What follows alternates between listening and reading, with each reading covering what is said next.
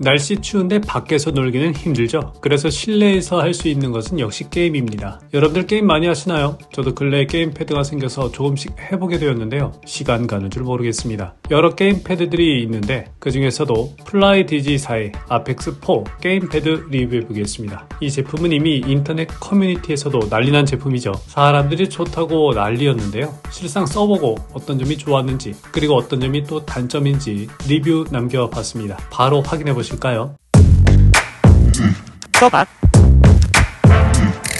우선 외관부터 살펴보겠습니다. 화이트 바디에 투명 커버로 고급스러움을 더했고요. 딱 봐도 게임패드 느낌이 물씬 나죠. 엑스박스 패드와 비슷한 비대칭 스틱 디자인입니다. 여기에 여분의 썸스틱 4개, USB 리시버, 파우치, USB 연결선 등 기본 구성품도 알차게 포함되어 있습니다. 게임패드의 전체적인 마감과 만듦새, 퀄리티가 상당합니다. 가격도 가격인지라 역시 다른데요. 키감은 기계식 키감이고요. 물리적인 키를 컨트롤하는데 손맛이 아주 좋습니다. 특히 LT, RT 버튼의 째깍거리는 느낌이 아주 좋았습니다. 손잡이는 그레이 색감 실리콘 재질로 마감되었습니다. 그립감을 더 좋게 만들었네요. 게임을 하는 데 있어서 입력은 매우 중요한 요소죠.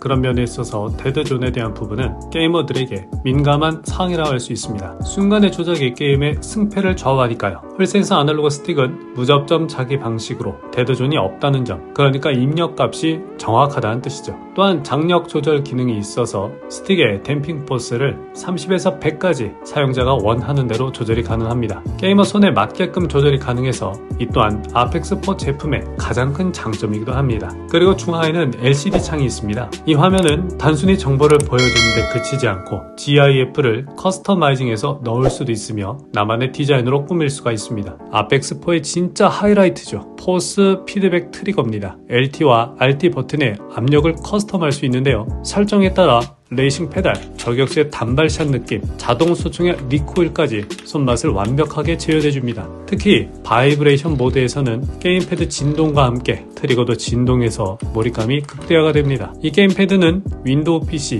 iOS, 안드로이드, 닌텐도 스위치까지 다양한 플랫폼을 지원합니다. 저는 아이패드 미니와 윈도우 PC에서 연결해봤는데요. 특히 워프레임 같은 다중키 컨트롤 게임에서도 키 씹힘이 없이 반응도 빠르고 진동도 정말 뛰어났습니다. 몰입감이 제대로였네요. PC 게임으로는 블라인드 페이트, 애도의 어둠이란 게임을 해봤습니다. 테스트를 위해서 지포스 나우 온라인 게임을 이용해봤는데 특별한 설정 없이 바로 연결되어 게임이 가능했습니다. 마찬가지로 게임 진행 시 게임패드 진동에 따른 몰입감과 조작은 게임의 완성도를 높여줍니다. 아주 좋았습니다. PC 전용 소프트웨어로 데드존을 조절할 수 있고요. 반응 속도 설정 등 다양한 커스터마이징 옵션을 진행할 수 있습니다. 이때에는 유선 연결로 진행을 해야 합니다.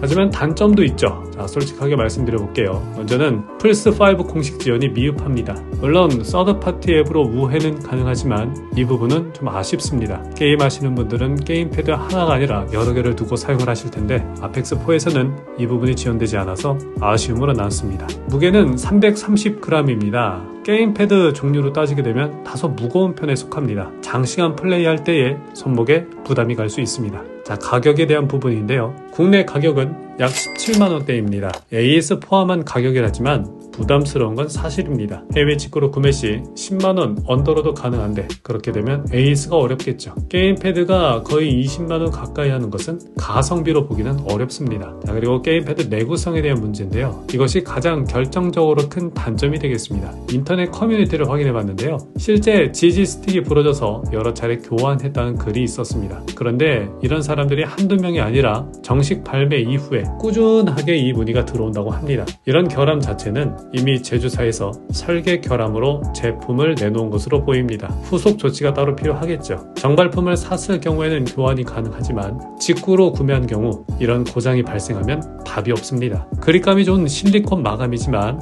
교체가 불가합니다. 손잡이 부분이 교체 가능했다면 어땠을까 싶어요. 특히 그레이 색감은 무채색으로 변질이 쉽게 되는데요. 실리콘 마감으로 되어 있는 손잡이 부분이 오래 사용하게 되면 때가 탈 것 같아요. 이런 게 따로 교체되지 않으면 사용감이 많이 티가 날 것 같습니다. 마지막으로 iOS와 macOS의 최적화가 부족합니다. 그리고 블루투스 연결 문제, 소프트웨어적인 제약도 있었습니다. 특히 iOS의 경우 iOS 17까지만 지원을 한다고 합니다. 소프트웨어의 지속적인 업데이트도 필요할 듯 합니다. 그럼 이 제품은 어떤 분들에게 추천할 수 있을까요? 고급 기능과 커스터마이징을 중요시하거나 다양한 플랫폼에서 게임을 즐기시는 분들, 특히 아펙스 시리즈 팬들에게 추천합니다. 기존의 아펙스 패드들의 가장 최신 업그레이드 버전이니까 이전에 구매하셨던 분들에게는 분명 좋은 희소식이 될 것 같습니다. 여기 LCD 창은 독보적인 기능인데요. 한글화가 아니라서 아쉬움은 있지만 편리성을 제공하고 있습니다. 반면 플스5 게임을 하시거나 가성비를 중요시하는 분, 혹은 경량 패드를 선호하시는 분들, 또는 나는 쓰다가 AS 분명히 받을 것 같다 하는 분들은 다른 제품 구매하시는 게 나을 듯 합니다. 그럼 저는 다음 리뷰로 돌아오도록 하겠습니다. 시청해주셔서 감사합니다. 제가 한번 써봤습니다.